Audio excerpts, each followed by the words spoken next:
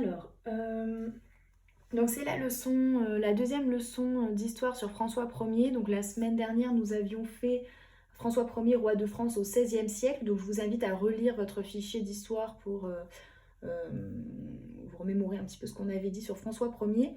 Ici, donc, cette double page, vous l'avez dans votre classeur au verso de celle que nous avions étudiée la dernière fois, donc dans le classeur partie Histoire. Donc ici, François Ier, protecteur des arts et des lettres. Je vous fais une vidéo pour que vous puissiez voir les documents en couleur. Donc sur le premier document, c'est un tableau. C'est une peinture, c'est la naissance de Vénus, donc tableau de Sandro Botticelli, qui date de 1484, qui est au musée des Offices à Florence, donc en Italie. Ce tableau, il présente une scène de la mythologie grecque de l'Antiquité. Donc c'est la naissance de Vénus, qui est déesse de la beauté, fille du dieu du ciel et de la déesse de la mer, qui arrive donc de la mer. Ça représente en fait la naissance d'une femme. Donc elle arrive de la mer sur un coquillage près du rivage. On voit les vents qui soufflent pour pousser Vénus vers le rivage et la déesse du temps qui s'empresse de la couvrir d'un manteau fleuri ici. Le tableau mesure 278 cm de large. Alors, on vous demande quel adjectif te semble le mieux qualifier Vénus? Eh bien, on peut dire qu'elle est lumineuse, fragile, douce, élégante, belle et nue. On vous demande comment les détails ont-ils été peints? Les cheveux, le ventre, le tissu du manteau. Alors on observe vraiment la délicatesse et le réalisme des détails. Les cheveux semblent voler au vent. On voit l'arrondi ici du ventre. C'est vraiment très très précis. Le manteau que la déesse du temps apporte semble soulevé par le vent. Donc voilà, c'est vraiment très réaliste. Il faut savoir que la Renaissance, c'est un mouvement artistique né en Italie au XVe siècle. Ça, il faut le retenir. Les artistes de l'époque cherchaient à représenter avec exactitude le corps humain et ses attitudes, ainsi que la perspective. La perspective, vous avez la définition ici dans le petit cadre. Le dessin, donc c'est le dessin d'un objet tel qu'on le voit dans l'espace. Alors, on va identifier le rôle de François Ier dans l'éveil d'une renaissance artistique française. Alors ici, document B, on a la salle de bal du château de Fontainebleau au XVIe siècle, enfin qui date du XVIe siècle. Donc le château de Fontainebleau, il se situe en région parisienne. Donc c'est un vieux château médiéval. Il a été agrandi et embelli à la Renaissance pour devenir un véritable palais, avec notamment la construction d'une vaste galerie reliant la chambre du roi à la chapelle.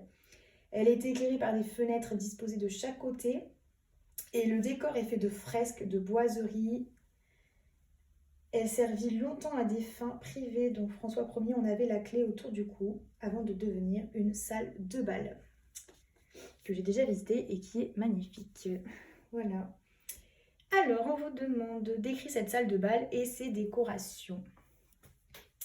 Donc, on peut dire qu'elle est très grande, spacieuse, haute. Le plafond est vraiment très très haut. Elle est pleine de dorures, elle a une grande cheminée, un plafond orné, des lustres, des fenêtres. Donc jusqu'alors, les châteaux étaient sombres et sans confort. Les châteaux commandés par François Ier possédaient en revanche d'immenses salons richement décorés dans lesquels le roi organisait des bals, des concerts et des banquets. Les banquets, donc ce sont de grands repas avec de nombreuses personnes. Voilà. Il faut savoir que François Ier a découvert la Renaissance pendant les guerres en Italie. Il a fait venir des artistes italiens comme Léonard de Vinci et leur a commandé des œuvres d'art. Donc les œuvres d'art, ça pouvait être des tableaux, des sculptures ou des châteaux. Il a encouragé les grands seigneurs à suivre son exemple en faisant construire d'autres châteaux et en commandant à leur tour des œuvres d'art. Alors, on va maintenant identifier le rôle de François Ier dans l'éveil d'une renaissance littéraire française. Alors, dans ce document ici, on voit un livre de l'époque de François Ier.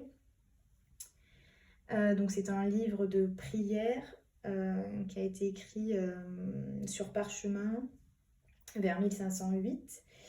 Il est actuellement conservé à la Bibliothèque nationale de France. Alors on voit qu'il a été jauni par le temps, mais quand même écrit avec soin, orné, relié de cuir, avec un fermoir en métal ici. Hop, vous pouvez fermer. Donc il faut comprendre et retenir qu'à cette époque, les livres étaient des objets rares. Donc ils étaient écrits à la main, ce qui demandait des mois et parfois même des années, ou alors imprimés, mais très lentement. Ils étaient généralement ornés de miniatures et d'enluminures. Donc, il faut savoir que François Ier aimait énormément la littérature. Il s'est entouré d'écrivains et de poètes. Il a favorisé le développement de l'imprimerie, qui a été mise au point au XVe siècle par l'allemand Gutenberg. Donc, elle permettait de fabriquer un grand nombre de livres, beaucoup plus que lorsqu'ils étaient écrits à la main, forcément. Il a encouragé la création de bibliothèques et s'est lui-même constitué une importante collection de livres.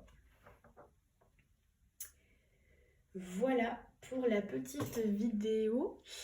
Donc je vais vous mettre donc, sur le site toute mon année, il va y avoir donc la feuille, la petite fiche du fichier d'histoire que vous pourrez recopier. Voilà.